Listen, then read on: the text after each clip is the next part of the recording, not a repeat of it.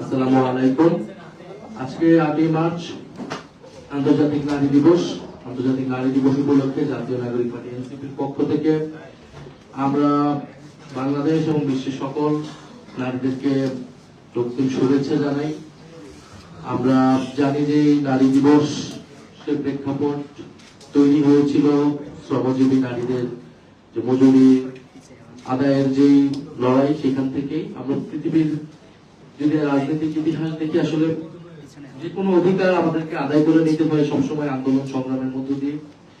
নারীদের ক্ষেত্রেও তাদের ভোটাধিকার, তাদের অর্থনৈতিক অধিকার এবং বিভিন্ন সামাজিক ইস্যুতে সামাজিক যে অধিকারগুলো তারা বিভিন্ন সময় বিভিন্ন দেশে তাদেরকে সেই লড়াই সংগ্রাম করতে হয়েছে।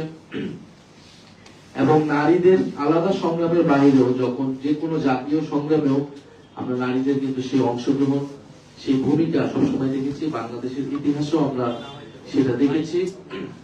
সেটা শুধু সাম্প্রতিক জুলাই গণ অভ্যুত্থান নয়, আমরা এর আগে যতগুলা বাংলাদেশে গণ আন্দোলন হয়েছে এবং বাংলাদেশের মুক্তিযুদ্ধ সংগ্রাম যেটা 1971 সালেও, সেখানেও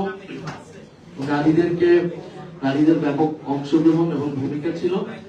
আবার অন্যদিকে সেই সংগ্রামগুলোতে সহিংসতার প্রধান লক্ষ্যবস্তু করা হয় সবসময় নারীদের। আমরা 71 সালে জানি, আমরা জুলাই গণ অভ্যুত্থানেও দেখেছিলাম যে আমাদের 15ই জুলাই আন্দোলনটা যেখান থেকে স্পার্ক করলো, সেই মূল ঘটনাটাই ছিল যে নারীদের উপরে বা আমাদের ছাত্রীদের উপরে যে হামলাটা 15ই জুলাই ঢাকা বিশ্ববিদ্যালয় এলাকায় হলো। এবং নারীদেরকে, আমাদের মেয়েদের বা ছাত্রীদেরকে টার্গেট করা হলো, কারণ এই গোটা আন্দোলনের অগ্রভাগে আমাদের বোনেরা ছিল। ঢাকা বিশ্ববিদ্যালয় সহ ঢাকা শহরের বিভিন্ন শিক্ষা প্রতিষ্ঠানের মেয়েরা সে সময় রাজপথে নেমে এসেছে।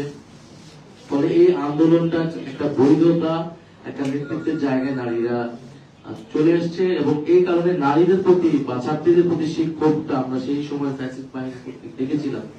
এই কারণে নারীদেরকে তারা প্রধান আক্রমণের প্রধান লক্ষ্যবস্তু করেছিল। এবং আন্দোলনের যে পরবর্তী অধ্যায়গুলোতেও আমরা সেই সময় আমাদের বোনেরা, আমাদের কয়েকজন বোন শহীদ হয়েছে গণ অভ্যুত্থানে, আমরা তাদেরকে স্মরণ করছি আজকে নারী দিবসে। জুলাই গণ অভ্যুত্থান পরবর্তী সময় একটা প্রশ্ন সবচেয়ে বেশি শুনতে হয়েছে বিভিন্ন জায়গায়, যে আসলে জুলাইয়ের নারীরা কোথায়। এবং জুলাইয়ের নারীরা যেই ব্যাপকভাবে আন্দোলনে ছিল, সেই একই হারে তারা আসলে রাজনীতির মাঠে পরবর্তীতে আসলে ছিল না কেন। এবং এর দায় আসলে আন্দোলনের নেতৃত্ব হিসেবে আমাদের কতটুকু, আমাদের সামাজিক প্রেক্ষাপট, রাজনৈতিক প্রেক্ষাপটের আসলে কতটুকু, এটা অনেক আলোচনা হয়েছে আমরা জানি। তো জুলাই গণ অভ্যুত্থান পরবর্তী সময়ে আমরা এটা বাস্তবতা এটাই যে আমরা আসলে আমাদের যেই বোনেরা, যে সকল মেয়েরা রাজপথে নেমে এসেছিল, তাদেরকে রাজনীতিতে সবাই অংশগ্রহণ করেনি। ম্যাক্সিমামই আমরা তাদেরকে হারিয়ে গিয়েছি, তাদের কণ্ঠস্বর অথবা তাদের বক্তব্য। কিন্তু আমরা যখন সারা দেশে বিভিন্ন জায়গায় যাচ্ছি, জুলাই পদযাত্রায় গিয়েছি, তখন কিন্তু আন্দোলনকারী সে সকল বোনদের সাথে আমাদের দেখা সাক্ষাৎ হয়েছে, কথা হয়েছে। এবং তাদের ভিতর কিন্তু আমরা সেই পরিবর্তনের আকাঙ্ক্ষা বা নিজেদের ভোকাল হয়ে ওঠার সেই ইচ্ছা আছে, কিন্তু তাদের নানান পারিপার্শ্বিক বাস্তবতার কারণে তারা এটা পারেনি। এবং এখানে আমাদের দলেরও নারী সদস্য ওনারা আছেন, এছাড়া নাফসিন আছে, জুমা আছে, ওনাদের অভিজ্ঞতাও ওনারা শেয়ার করেছেন।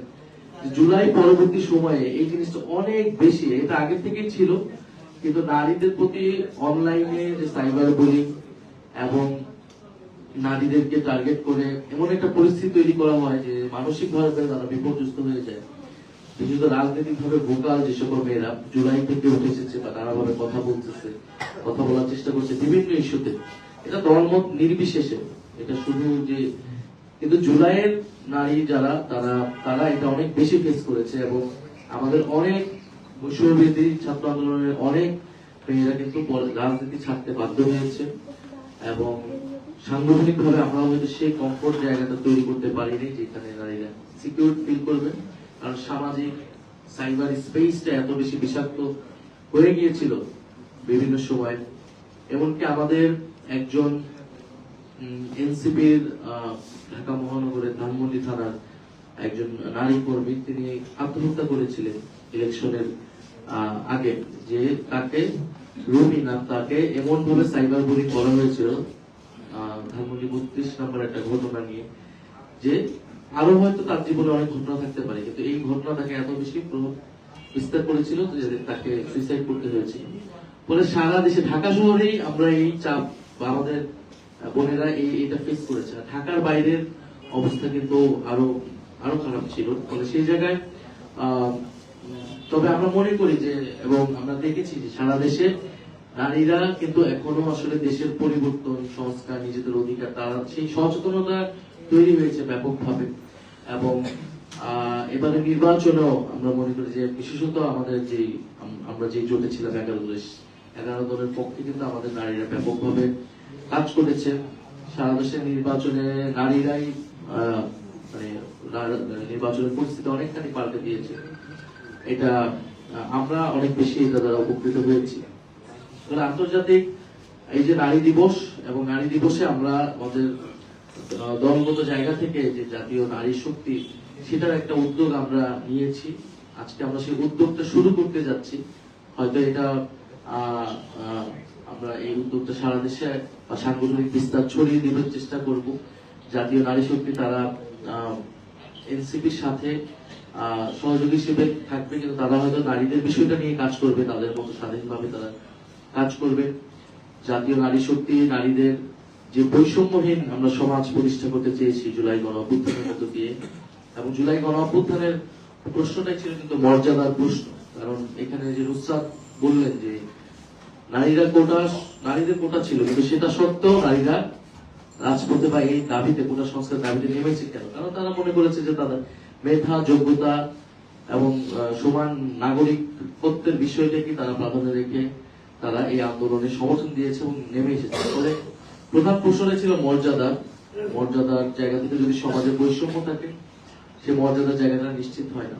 মর্যাদা এবং যে বৈষম্যহীন সমাজ এবং নারী অধিকার এবং ক্ষমতায়ন, নিরাপত্তা ইত্যাদি ইস্যুতে আমাদের জাতীয় নারী শক্তি কাজ করবে, আমরা সেই প্রত্যাশা রাখতে চাই। আমাদের প্রথম দিকে চিন্তা ছিল হয়তো আমরা আলাদা করে নারী সংগঠন যেটা সব দলে আছে সেইভাবে আমরা আগাবো কিনা, বা আমরা সেরকম চিন্তা ছিল না। আমাদের চিন্তা ছিল যে আমরা যে মূল দল সেখান থেকেই এই বিষয়টাকে অ্যাড্রেস করব।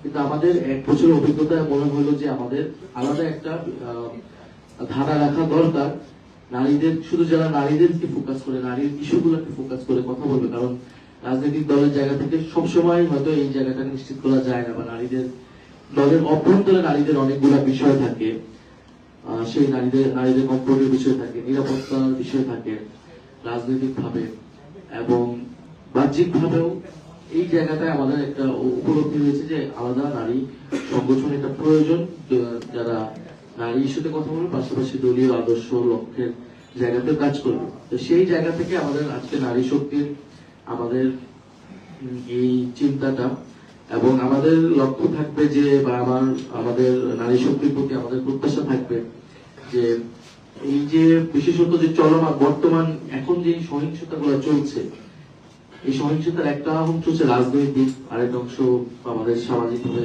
এই সহিংসতাগুলো সবসময় চলে। কিন্তু রাজনৈতিক যে কোনো নির্বাচনের পরে এই জিনিসগুলো বেড়ে যায়।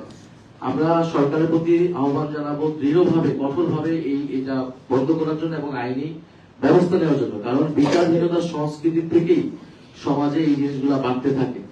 আমরা হাতিয়ার ঘটনা দেখেছি, আরো বিভিন্ন জায়গায় দেখেছি, এবং যে কোনো পাওয়ার শিফটিং এর সাথে সাথেই নারীদের প্রতি সহিংসতাটা হঠাৎ করে সমাজে বেড়ে যায়। এইটা নিজের দলকেও নিয়ন্ত্রণ করতে হবে, এবং দল মত যেই হোক না কেন, অপরাধী যেই হোক না কেন, তাকে বিচারের আওতায় আনতে হবে। সরকারের প্রতি সেই আহ্বান আমাদের থাকবে। এছাড়া নির্বাচনের আগে আমরা অনেক কমিটমেন্ট করেছি। এখানে জুলাই সড়কের কথা হলো, আবার নির্বাচনের আগে আমরা ইস্তিহার আমরা দিয়েছি, প্রত্যেকটা দল দিয়েছি। আমরা যারা নির্বাচিত হয়েছে তাদের একটা দায়িত্ব সরকার দলের, এবং যারা আমরা বিরোধী দলের ভূমিকা আছে আমাদের দায়িত্ব। সেই নির্বাচনী সবাই নারীদের নিয়ে কথা বলেছে, অনেক গুরুত্বপূর্ণ এবং ভালো ভালো কথা বলেছে। সেই ইস্তিহার গুলো যাতে সবাই পূরণ করে, বিশেষত সরকার দল, তারা যাতে সেই ইস্তিহার পূরণ করে আমাদের কর্মজীবী নারী, শ্রমজীবী নারী এবং গৃহিণী নারী যারা, সবার জন্য যে আমাদের প্রস্তাবনাগুলো ছিল সেটা যাতে আমরা নিশ্চিত করি।